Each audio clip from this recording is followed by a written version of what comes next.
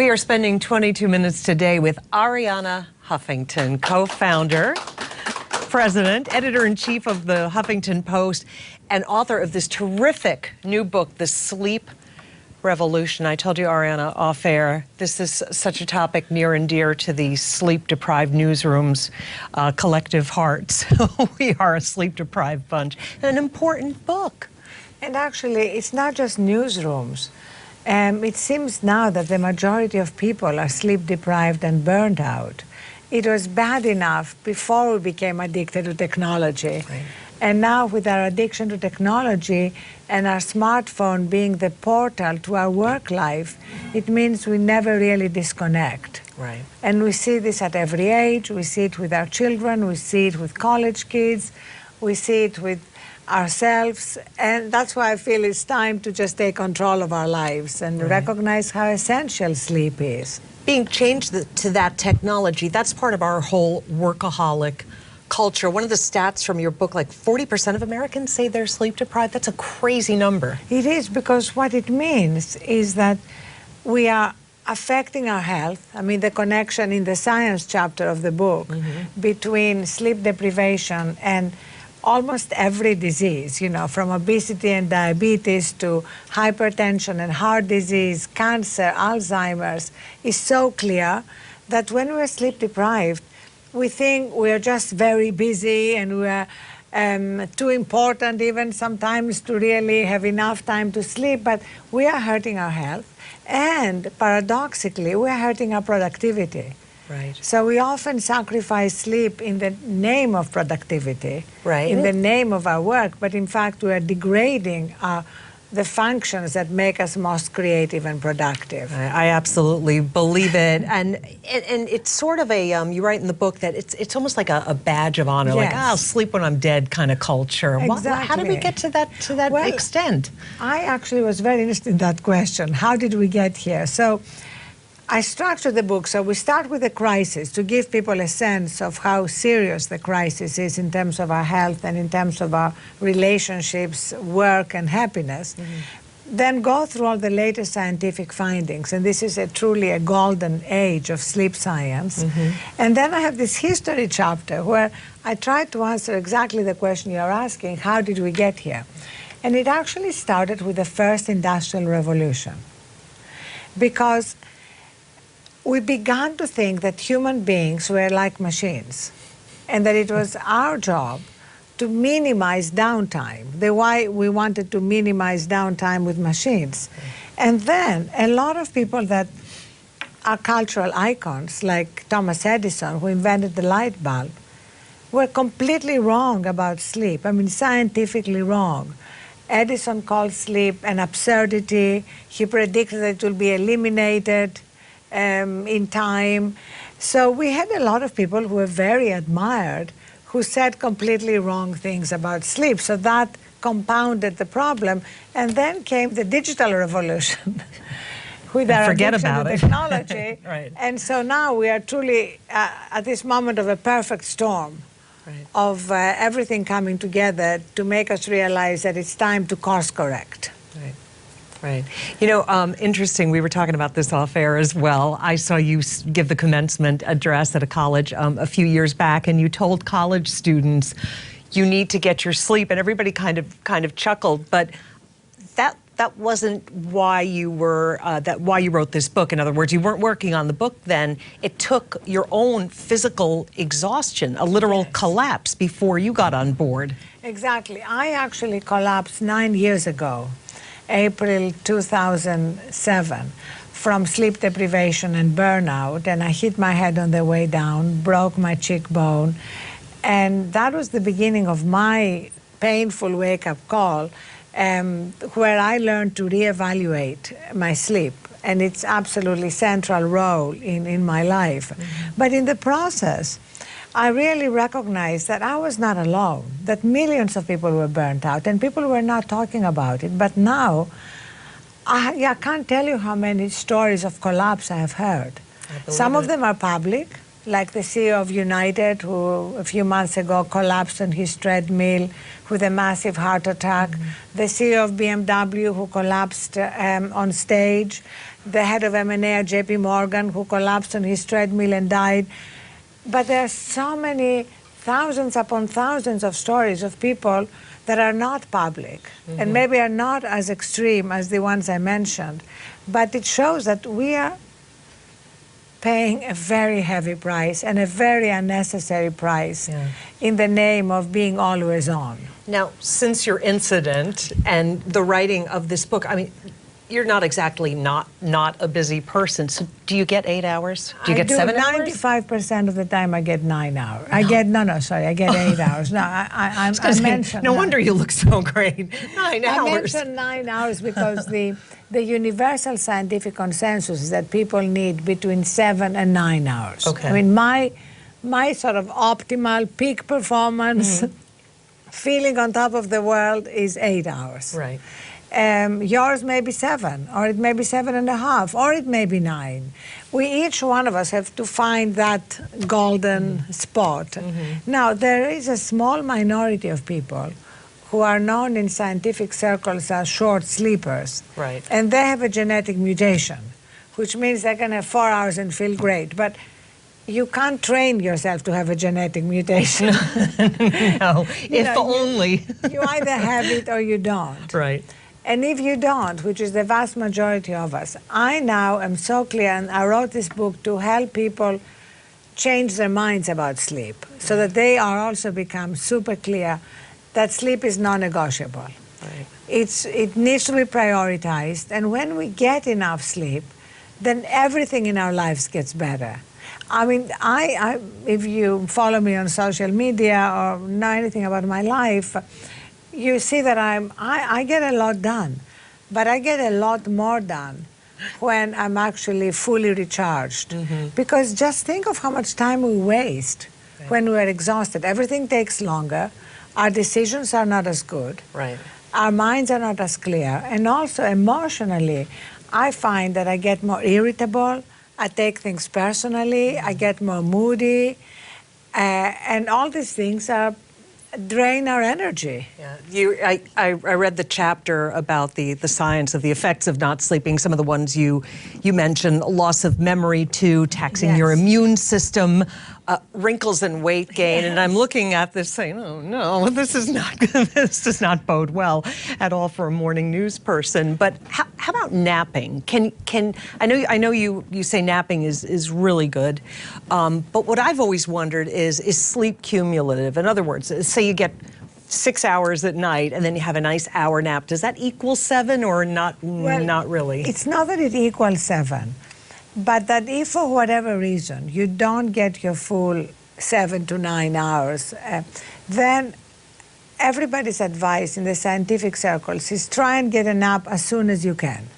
Like you're on a morning show, try and get a nap right after you get off the air. Right. Because then it means you are immediately going to reset your body and your brain, and you are not going to be walking through the rest of your day like a zombie. A cranky zombie. Like a cranky zombie. A cranky, moody. Ask my kids. A cranky, moody zombie who is overeating, too. Because as you said, if you're sleep deprived, your body craves sugars and carbs. And there are two hormones that regulate our hunger that are activated. So absolutely the worst thing that you can do if you want to lose weight is set the alarm too early in the morning when you're sleep deprived to go to the gym. So my advice to everybody listening and watching is sleep in if you want to lose weight. Sleep in. Until you've gotten all the sleep you need. And you know how we know we've gotten all the sleep we need? We wake up naturally without an alarm. Right. I mean, just think of the word alarm. It means, you start your day in a fight or flight mode before anything has even happened. Right, and most of those alarm sounds really are enough to rouse the dead, aren't they? I mean, if they get me out of bed at 2:30 in the morning, they could get anything. I also read very carefully the chapter on sleeping tips, and a lot of them, make a lot of sense. You referenced before. get rid of the electronics, right? You Yes. don't want to be looking at the blue light. Sleeping pills, not such a great thing. But I really like this one. I wish I had known this when I was transitioning to my early hours. When you're lying there, make a list of what you're grateful for. Yes. I love that. Incidentally, I think I would love people not to jump to the how-to tips and techniques chapter until they've really read the science chapter. Because I think it's so important for people to be truly convinced of the importance of sleep before they try to make small changes to their habits. I'm not asking for big changes, just microscopic steps. But if you're not fully convinced, if you just think, yeah, sleep is important, you are less likely to make those changes. So once you've changed your minds about sleep, it's easier to change your habits. And you're absolutely right. The first kind of non-negotiable step is picking a time, even if it's 5 minutes. For me, it's 30 minutes before I'm going to turn off the light, turning off all my devices and gently escorting them out of my bedroom. Right. And that is key because they represent your day life with all these obstacles, challenges, everything we're all dealing with. Right. And there has to be a clear demarcation line between your day life and your night life. Bedroom's for sleeping. Bedroom is for sleeping and for recharging and for waking up fully restored to face the next day. Right. So, the book also talks about some really interesting things that you're involved in right now, touring college campuses, trying to get college students, famous for the all-nighters, to sleep.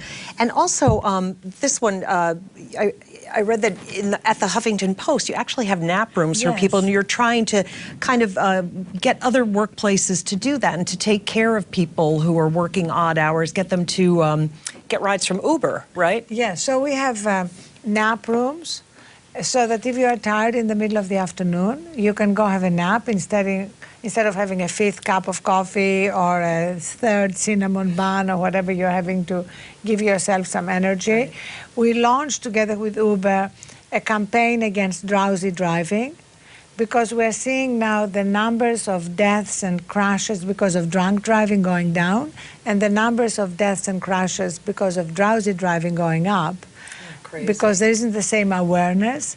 And last year we had 8,000 deaths because of drowsy driving and 1.2 million crashes. So that's incredibly important. Right. And we partnered with Toyota that offers free rides for students between 10 p.m. and 2 a.m. because these are the most dangerous hours when you're sleep deprived, but you think you're going to power through. You'll get a coffee or a Coke, and it takes like seconds of micro sleep, as they call it, for tragedy to strike. Yeah, it doesn't take long. Now, at the Huffington Post, how does the nap room thing work? Is it like a... They're always full now. It's like... Do people bring sleeping bags? No, they're beautiful. You should come down and visit us. We're not far. Could I have a nap Yes, there? you can come and we'll reserve a nap room for you. One of them is very futuristic with a nap pod.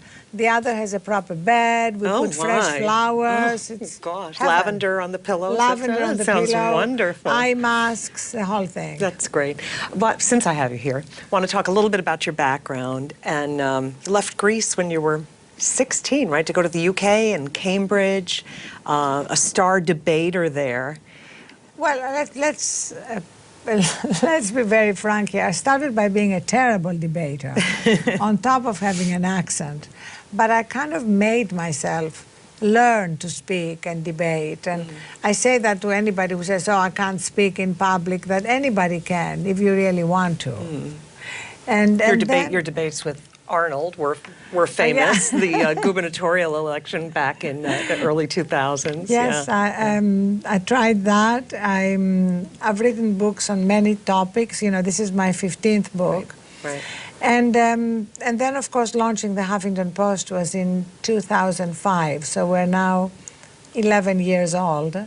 Right, with a Pulitzer. With a Pulitzer. Under your belt. We're in 15 countries. Yeah.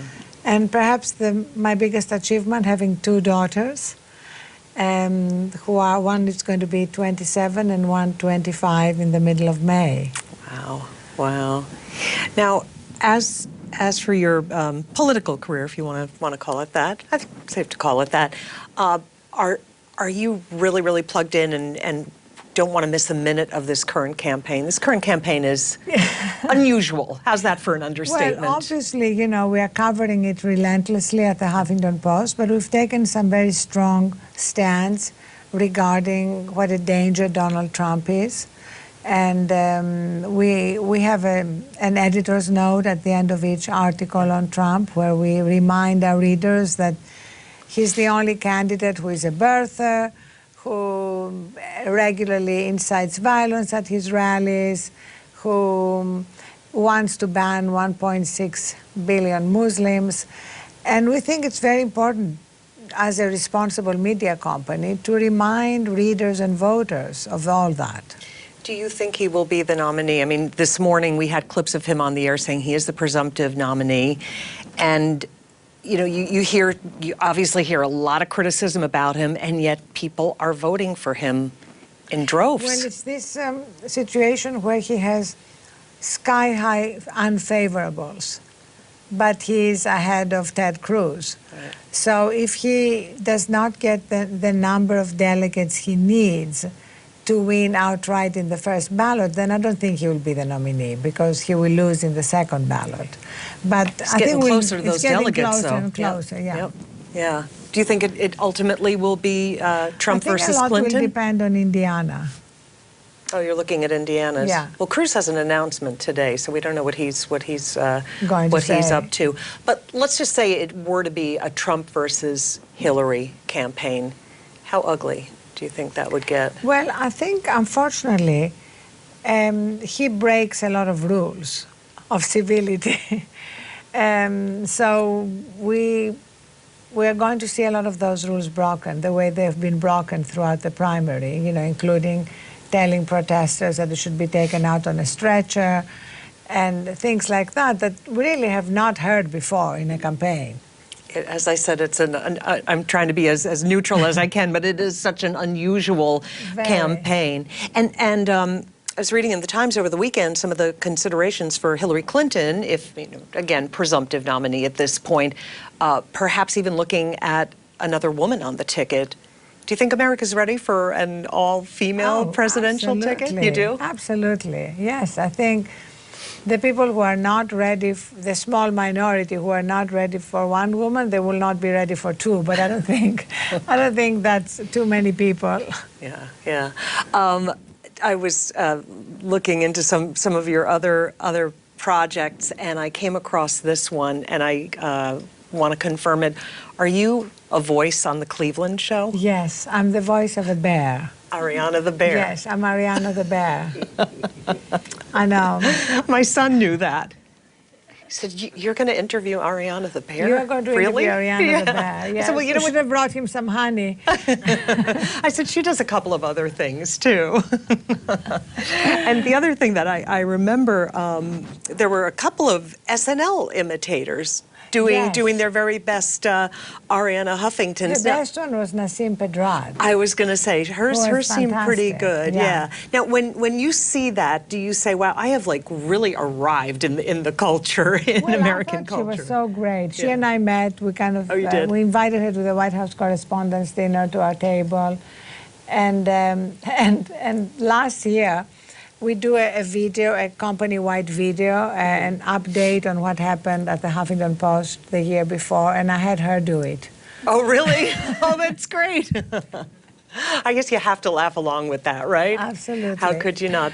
Aside from the sleep revolution, what other projects you have brewing? You said 15 books already. What is book 17, right 18, now, and 19? My priority is running the Huffington Post and taking this sleep revolution campaign all around colleges.